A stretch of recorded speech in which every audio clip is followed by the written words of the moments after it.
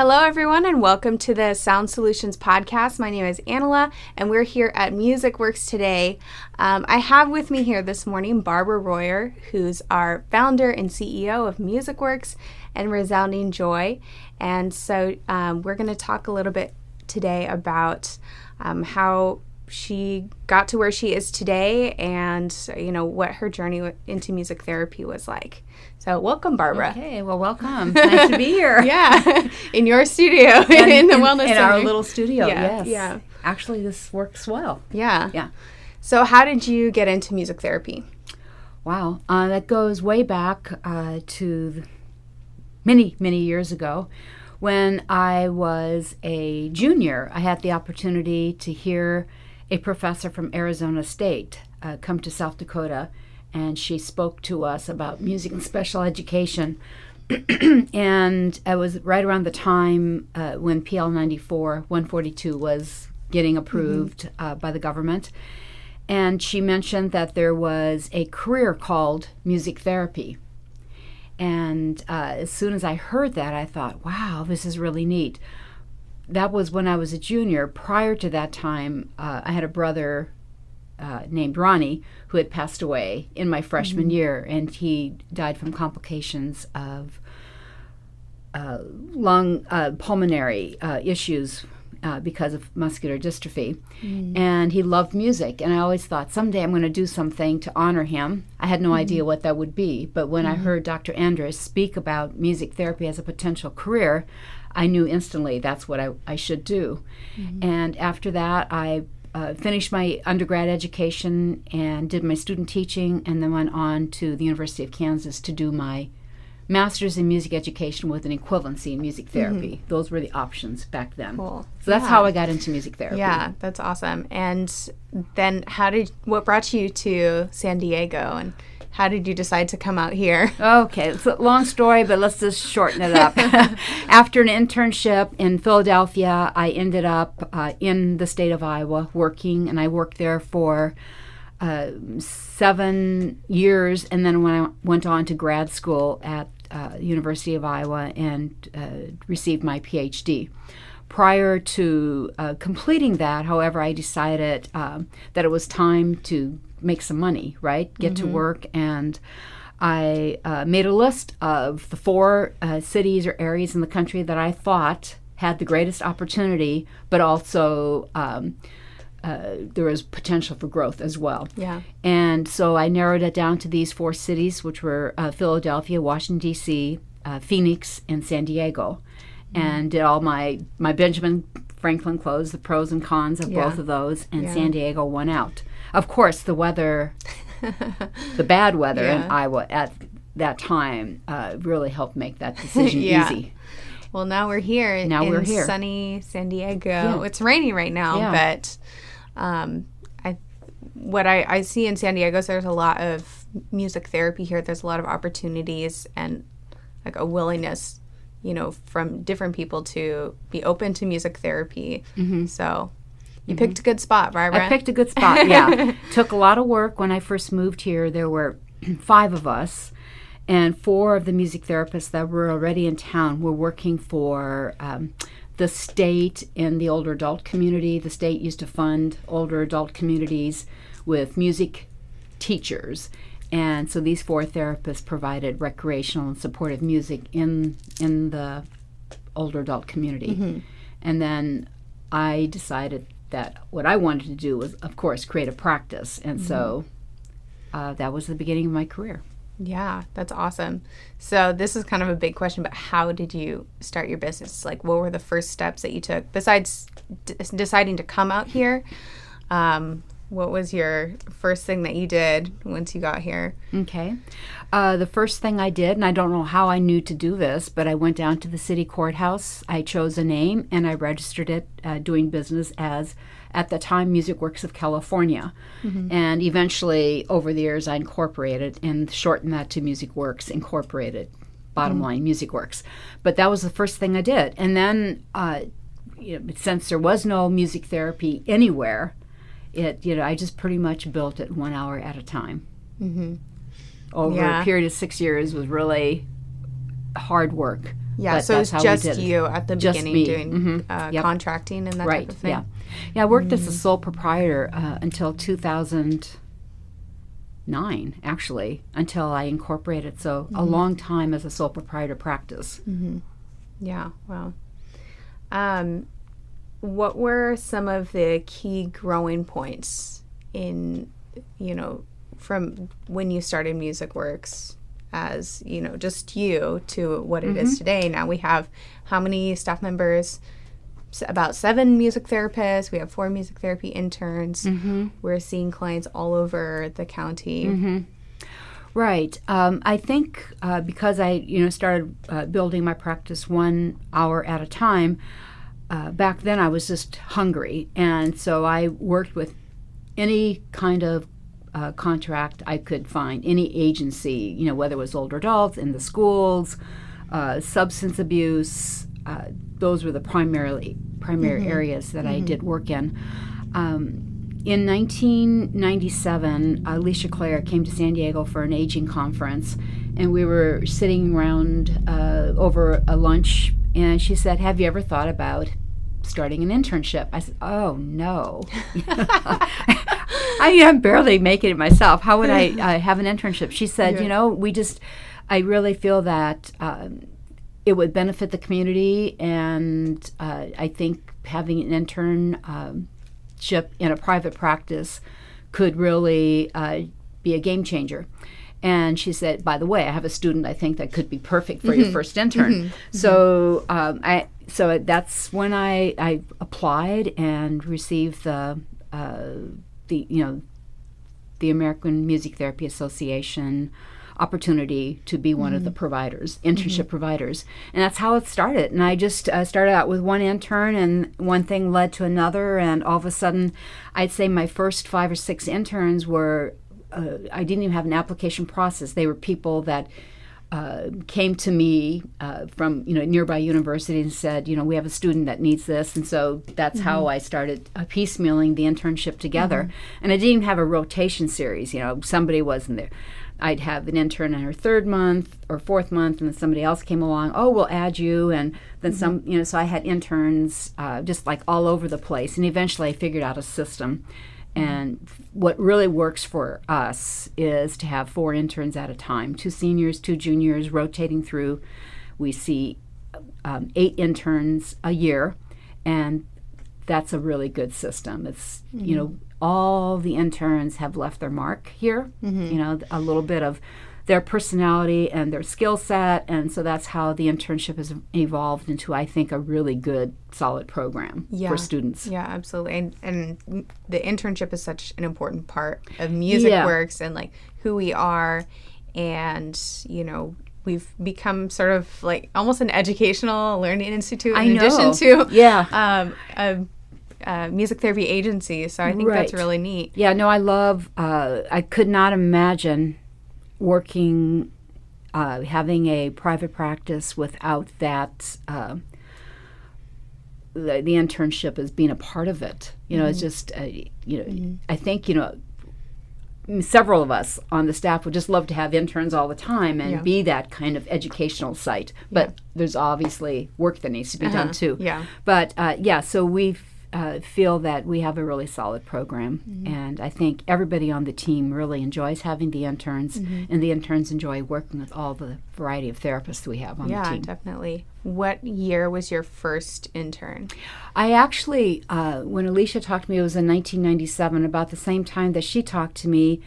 I had this woman call out of the clear blue from Encinitas, which is a local community here, and she said she has a niece that wants to come to the United States, and she's a music therapy major in Germany. And I thought, there's no way, I can have her. So she was she's very persistent. Over a period of a few months, we figured out how to bring her into the United States, and so she worked with me. So she was my first intern, but my first official AMTA intern was in 98. And I think now we're at 170? Something 170. like that. I think we've had a lot of interns and students over the years. And a lot of your interns have gone on to start their own businesses, programs. they have their own interns. Yeah, we have what I like to call grand turns. I don't even know how many. I think one of my former interns did a project, gathering data on former interns. And so those numbers are really pretty cool in terms of what the music therapists are doing across the country. And higher education and or their own practices and or just raising babies, right? That's okay too, right? But I think there's probably 30 or 40 grand turns. In other words, that next generation from former interns. Yeah, that's really amazing. Which is really nice. And I think a lot of the music therapists who are working here in San Diego interned with you as well. So. Yeah, I'd say, what was it? Wasn't even... I don't think any of us really even thought about what it would do to the San Diego market. But it is, so interns finish, and they, of course, love San Diego, right? The weather is great, and it's such a wonderful place to work. And so they wanted to stay in town. Mm-hmm. And so the serendipity of having the internship was that music therapy grew in San Diego. And the more music therapists you have, the more opportunities there are. Mm-hmm. It just created more opportunities in the greater San Diego County area. Yeah, definitely. Mm-hmm. Yeah, now even sometimes if I am working with a patient in the hospital, like I had a patient the other day who's worked with another music therapist in the area. And so like they knew about music therapy, they received it before.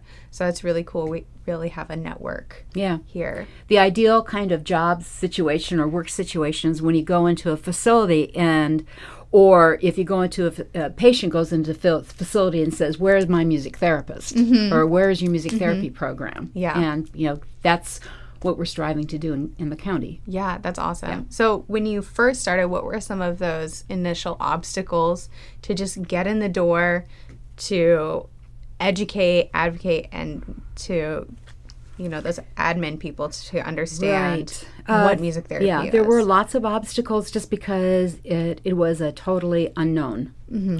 And the community that was most open to it initially was the older adult community, because they were used to having music therapists as music teachers in their facilities, so they knew the power of music in terms of engagement with clients.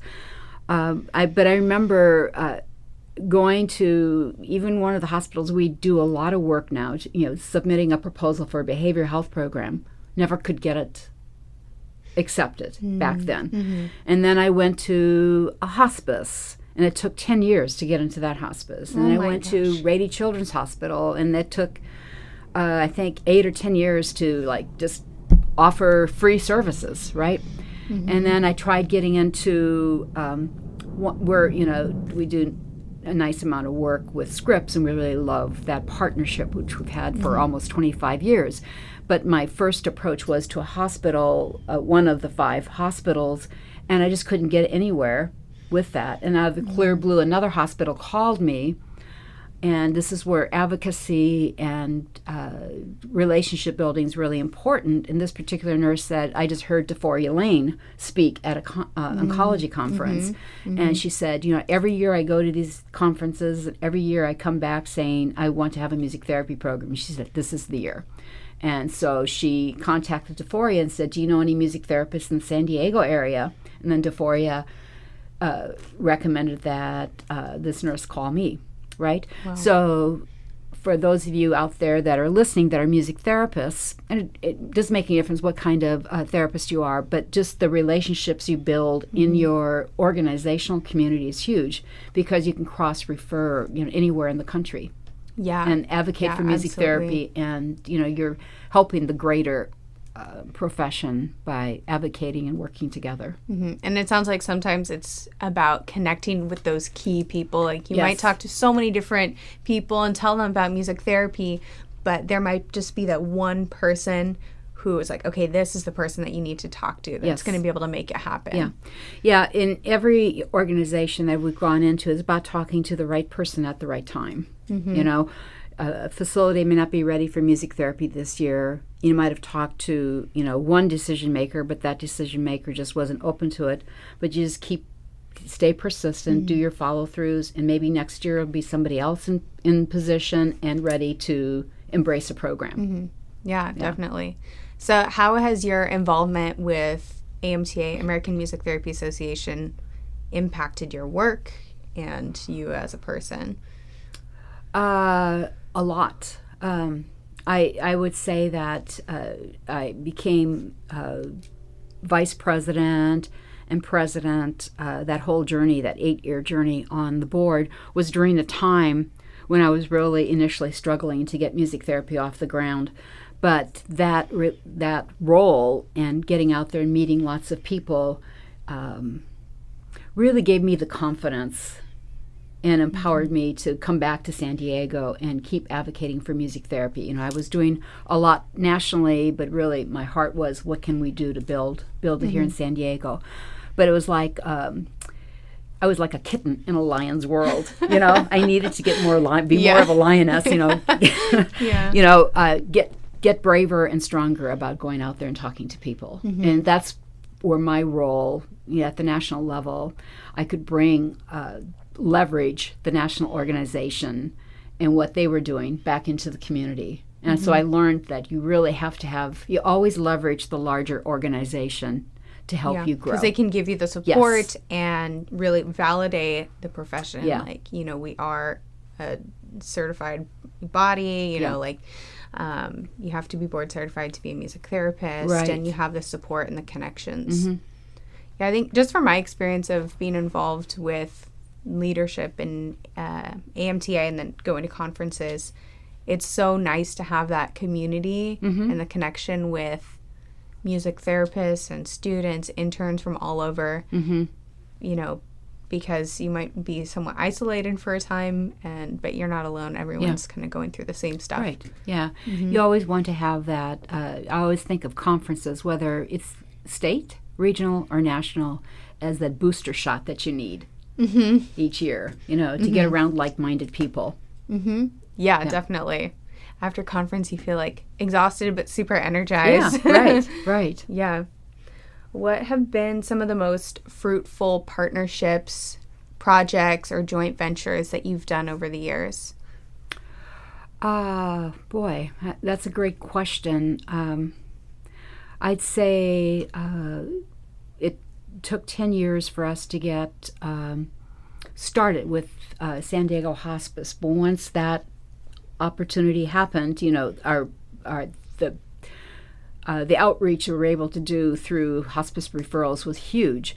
And so I built some really nice partnerships with nurses and case managers, social workers, physicians over a period of time. And then the hospice closed. But those partnerships continued with those individual nurses. No matter where you go in San Diego County, you're going to meet someone who you used to work with. And having those nice kind of relationships has helped build other things that we do now.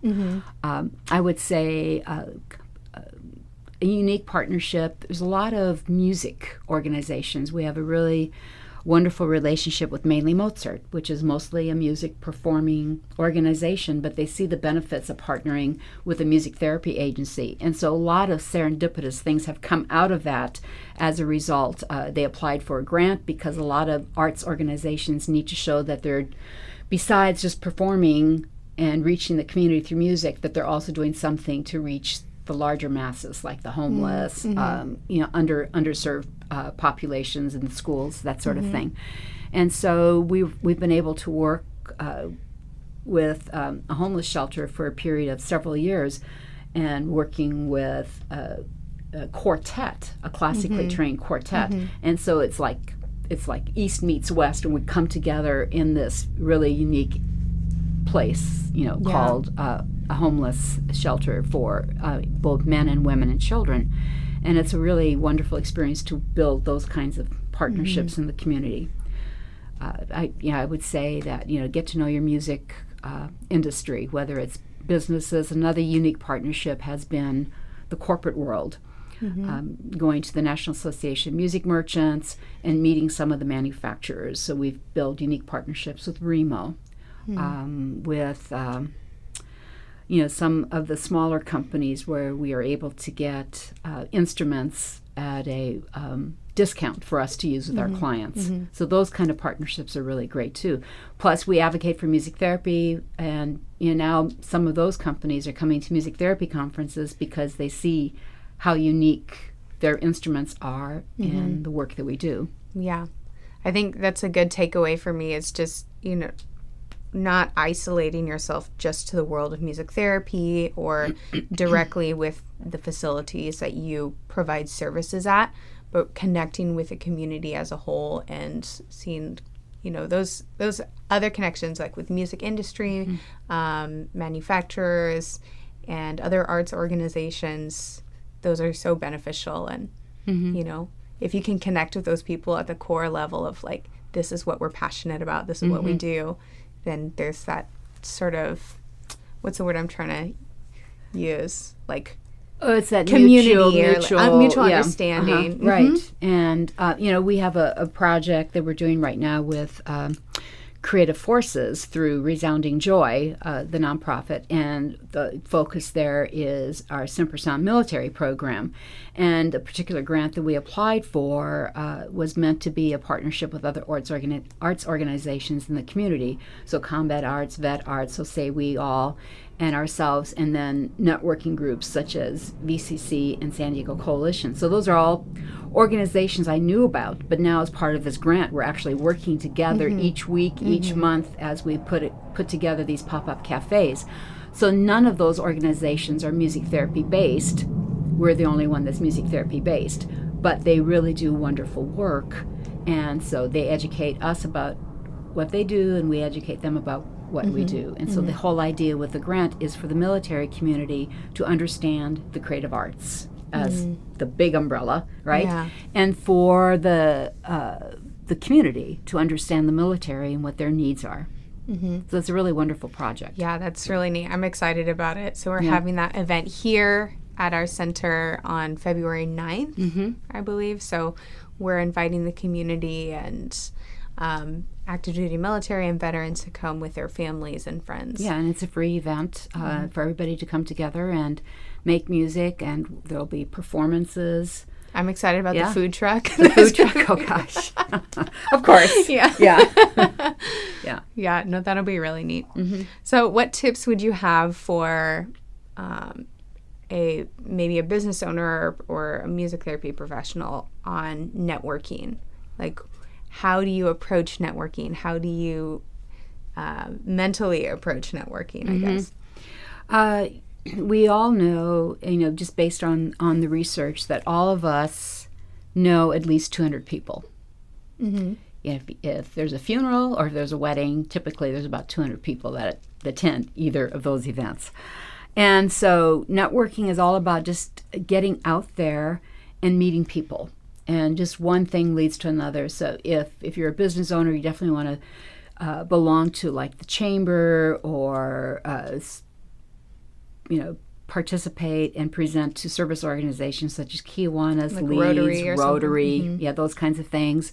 There's all kinds of business networking groups that sprout out of the chamber. And those are really good places to go. So that's one thing is that network. The other is whether there's one other music therapist in town or if you're the only person, network with other arts people, whether it's visual or dance, movement. Just get to know the other creative arts because you can all help each other. I think the more you're involved in the community, the more people are going to get to know you. I've never really advertised for our business. Every once in a while, with Facebook, we'll push a little post from time to time, but to go out there and pay for advertising, we did that once with Resounding Joy, and it's really the best advertising is your network, letting people that you know what you do, and then they spread the word to their 200 contacts, and so that's how that grows. Yeah, definitely. The key is consistency and being persistent with it. Sometimes we all get so busy in our work that we don't have time to go to this event or that event. Yeah. And every time you go to an event, you do get like that surge of energy because you've met people. But it also takes follow through then because you collect cards, you people want follow through. So it's more work. You do have to build in that into your time budget. Yeah, and what would you say about your messaging? Like, how do you approach your messaging and describing what you do? Because someone's going to ask you, what is music therapy? What do you even do? It's not as straightforward as maybe some other fields where it's like, okay, yeah, I understand, that this financial planner is going to do X, Y, and Z. Right. But for a music therapist, they might not know what that means. That's a whole nother podcast, actually. It seriously is. Yeah. But, one thing we're working hard now with each of our companies, both MusicWorx and Resounding Joy, is working on consistent messaging, because we haven't always been good at doing consistent messaging and having the same messaging go across everything. So from everything that each staff member says, to what patients say about you, to what you put on the website, what you put on Facebook, what you put on any of your printed collaterals, the message needs to be the same. And I think sometimes we have a tendency, I know we have had, and maybe everybody else out there is really good, but we haven't always been consistent with that, getting that same message across in terms of who we are and who we serve. Yeah. The hard part about music therapy as a profession is we can serve preemies to 106-year-olds. That's who we serve as an agency between two agencies. So that's a lot of people. And when you serve, if you're not just an autism specialist or just a hospice specialist, then the messaging can get really confusing, because you're serving preemies, you're serving teen parents and their children, you're serving the military, you're serving older adults, you're serving children with developmental disabilities, adults with developmental disabilities, and substance abuse. And all of a sudden it's like, if you're in an elevator and you have to explain to a doctor or social worker, what you do, it's like that's a long list of things to name off. So, one thing I've learned over the years with messaging in the elevator is if somebody asks you what you do, you can say you work as a music therapist here, and you can say we serve preemies to 106-year-olds, and that's just so broad. It doesn't really say exactly what you do. Sometimes I turn the question around as, what is your experience in music? And they'll say, oh, my mom is here in the hospital and she has cardiac issues, or my dad had dementia, or my child has autism. So if you listen closely, they'll tell you exactly what you need to do, and then you focus on that. Well, by the way, when you're using music therapy with autism, you might think music is used for communication, academic, motor, social skills in this way. Then you give an example. Or if you're working at bedside with someone who's just had surgery, then probably pain maybe an issue, and we use music this way to help relax the patient. Then you can get the message down a little bit more narrow. So I have found that the best way, instead of rattling all about music therapy can do this for this, this, and this, and this, what is your experience with music? And they'll tell you, and then I'll, give you maybe a 30-second thing what they do. Yeah, they might say something like, oh, yeah, I always listen to music in my car. It helps me to relax.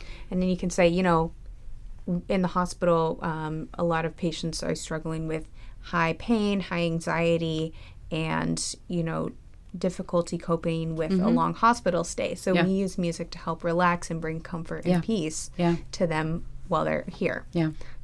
And so it's just helps get that focus a little bit more narrow with that person. But in terms of a general definition, I think getting mission vision really down, and that's something we're going to work on as a team, both with MusicWorx and Resounding Joy, so that everybody on staff is on mission and vision and mission, and look forward to our staff retreat where we can do that for both companies. What is the difference between your company or your organization's mission and the vision when you're developing your mission statement? Yeah, the mission is real specific to, what it is, why you're here. And the vision is the bigger picture. Vision, you always want to think 5-10 years out, right? And the mission is, how do you articulate that to the community, that this is our real specific thing we want to do. And we're fine-tuning that both for MusicWorx and Resounding Joy. So you have to stay tuned to podcasts, too, when we talk more about that. Yeah, that actually would be a really good podcast, is developing your mission statement and vision statement. Yeah. Because that's really tough because, you know, you have to pick the right words in a way that's just going to hit it home and like tug on someone's heartstrings. So people should really understand like who you are, what you're about with your mission statement. You're absolutely right. And, you know, we've done some special training developing your 30,000-foot message, right? Mm-hmm. And the 30,000-foot message can ultimately be your mission statement, but it has to just like, when somebody hears that message, it has to be, oh, that's what you do. And that's really hard to distill that in a music therapy organization. Mm-hmm. And we're getting really close to it. And I think that process would be interesting to share with the audience down the road. Once we've gotten that in place, then we can talk about what those steps are, where the struggles were, and how do we get there, right? Yeah, no, definitely. And it's not a process you do in one day or 1 week. You have to sit with it, and you know, I have a board of directors that are looking at it, and everybody comes to the table with different ideas. Yeah, definitely. Well, kind of along the same lines, so we have MusicWorx and Resounding Joy, and I just love both of those names. I think they're very, you know, strong and recognizable. How did you come up with the names MusicWorx and Resounding Joy for the companies? MusicWorx, that goes way back, probably 40, not that quite that back, far back. And quite a few years ago, I had a partnership with Kathy Knoll with MusicWorx Publications. And, you know, we both really liked that name. And I ultimately always, you know, wanted to take that name, shorten it, and then put the RX. My vision was to do that. And so that's how I came up, you know, with that name, then got it trademarked and registered, that sort of thing. Resounding Joy was a little bit different. We had, when we first started, Resounding Joy, it wasn't called Resounding Joy.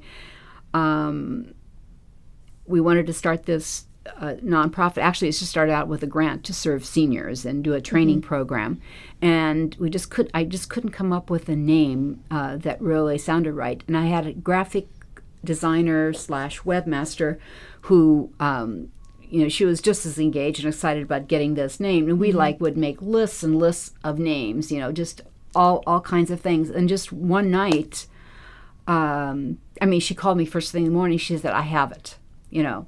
Resounding Joy. And as soon as she said that, I thought, oh my gosh, that's it. You know, and so that's, you know, so it was a process, and that took almost 2 years because we went through all different kinds of reiterations. You know, we started out, the grant was like a faith-based grant, and then I took some more training. We decided that if we go down the nonprofit route, we want to do it more as a public benefit so we can serve both faith-based and community-based programs. And we could even do special programs in each area if we wanted to. So in the training, the particular person who was doing the training on a day that I attended said, you know, make sure your organization gives a feel to what you're doing and they get it, you know. So we had like faith ministries at one time, you know, that was when we first started out. That said nothing, right? And then just so it took about 2 years with just a play on words, and then Colleen finally got that for us. And then the same thing as we did the training of the volunteers, but what do we call the volunteers? What do we call the people that are receiving the service? We just could not come up with a name. You know, like there's caregivers, we knew that word, but that just didn't make sense. But as soon as Colleen came up with the name Resounding Joy, joy givers just popped in. Joy receivers just popped in. Yeah, I love it. And the Joy Giver program is really what the heart of Resounding Joy is, where our music therapy staff trains community volunteers on how to use music to support seniors, to decrease depression, isolation, to, you know, increase their joy and increase joy, and just be that listening ear for someone that needs that connection to the human being, right? Yeah, definitely. Yeah. And what inspired you to develop that program? Because you were already providing music therapy services. Yeah, I was already doing music therapy services. Actually, I was in church one Sunday morning, and the pastor said, let's pray for this woman who's having hip surgery. And I happened to know who this woman was. And then I just thought, well, who's going to go visit her? Mm. You know, and I knew she liked music. I thought, oh, there's got to be a way that we can visit people that are homebound and shut in. And then, so I'm just like, I'm really sitting thinking about this in church instead of listening to what was being said. And I was trying to process this. And I thought, okay, so, you know, there aren't enough music therapists in the world right now to serve all the people who are homebound and shut in. So how do we reach out to them through the power of music that makes sense, you know? And so that's, and then I went back to, I thought, okay, you know, back in the 90s, we had this Rhythm for Life grant, and we developed a program to train older adults how to work with other older adults, bringing drum circles, that sort of project. And so I thought, okay, there's got to be a way to take that concept, individualize it to one-on-one, so that we can reach the masses.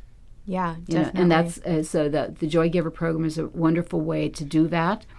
And what's nice about that is when you're doing the training of the Joy Givers, you can train them. You can say, you can bring this recreational, you know, sing with the patient, get to know them. But at some point, this patient may need a music, or I shouldn't say patient, resident, you know, client, somebody who's homebound, may need a music therapist.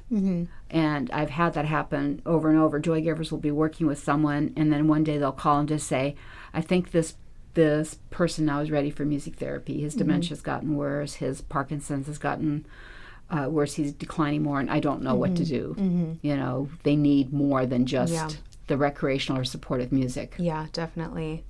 Yeah, I think I love the Joy Giver program. I like the concept, and I think it's so important because, you know, we're also making connections with the community, partnerships with the community, and it's a way for us to advocate for music therapy, even though we're not teaching our volunteers how to become music therapists, obviously, but we're extending our reach a little bit, you know, and then we're also able to directly educate and advocate for music therapy to volunteers who will also become advocates for music therapy.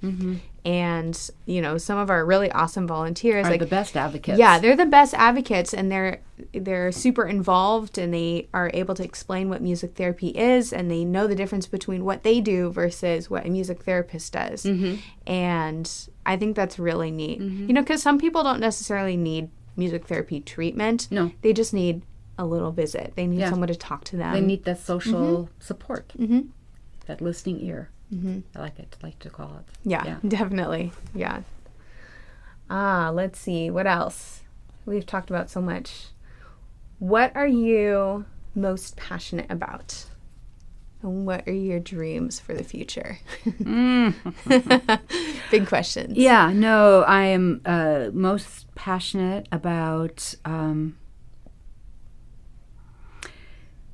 you know, growing, you know, keep on growing music therapy and looking for opportunities to serve where we haven't.